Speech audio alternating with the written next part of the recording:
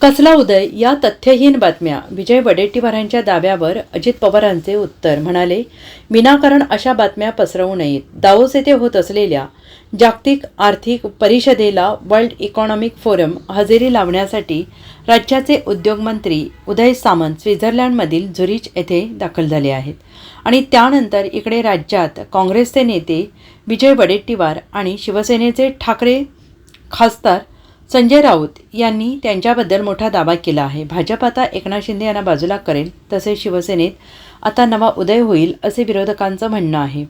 दरम्यान एकनाथ शिंदे यांच्या शिवसेनेतही फुटीची शक्यता विरोधकांनी वर्तवलेली असताना राज्याचे उपमुख्यमंत्री आणि राष्ट्रवादी काँग्रेसचे नेते अजित पवार यांनी या प्रकरणावर प्रतिक्रिया दिली आहे. विजय वडेट्टीवार आणि राऊतांच्या दाव्यासंबंधी पत्रकारांनी विचारलेल्या प्रश्नाला उत्तर देताना अजित पवारांनी हे खोटं असल्याचं स्पष्ट केलं आहे.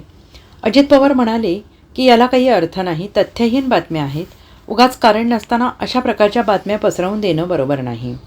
पुढे बोलताना अजित पवारांनी विरोधकांच्या दाव्यांबद्दल बोलताना उदाहरण देखील दिलं. ते म्हणाले, मी बारामतीला होतो तेव्हा सैफच्या घरावर हल्ला झाला. त्यानंतर मुंबईतील कायदा सुव्यवस्था ढासळल्याबद्दल अनेक बातम्या देण्यात आल्या.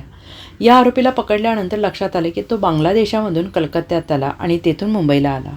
तिथे हाऊसकीपिंगचं काम काही दिवस केलं. नंतर तो काही सराईत गुन्हेगार देखील नव्हता. तो अचानक त्या बिल्डिंगमध्ये शिरला. वास्तविक बिल्डिंगने अंतर्गत बंदोबस्त ठेवणं सोसायट्यांचा अधिकार आहे.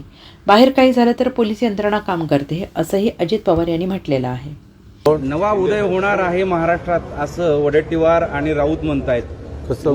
उदय सामंत हे आता पक्ष फुटू शकतो थेट त्याचा अर्थ. याला काही अर्थ नाही. याला हे तथ्यहीन बातम्या आहेत. उगीच कारण नसताना अशा प्रकारच्या बातम्या पसरून देणं बरोबर नाही.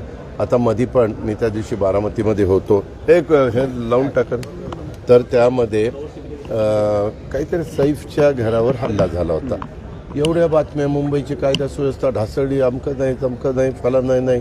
नंतर पकडल्यानंतर कळलं की तो बांगलादेशमधनं आपल्या कलकत्त्याला आला होता, कलकत्त्यावरून मुंबईला आला होता. मुंबईला हाऊसकीपिंगचं काम काही दिवस केलं. त्याच्या काल का परवा पोलिसांनी प्रेस घेऊन ते सगळं सांगितलं आणि तो सराईत गुन्हेगार पण नव्हता. तो अचानक त्या बिल्डिंगमध्ये शिरला. वास्तविक बिल्डिंगनी तिथला बंदोबस्त, तिथं CCTV कॅमेरे, तिथलं ज्या त्या इमारतीमध्ये अंतर्गत बंदोबस्त वॉचमॅन ठेवणं वगैरे, तर ह्या त्या सोसायट्यांचा अधिकार आहे.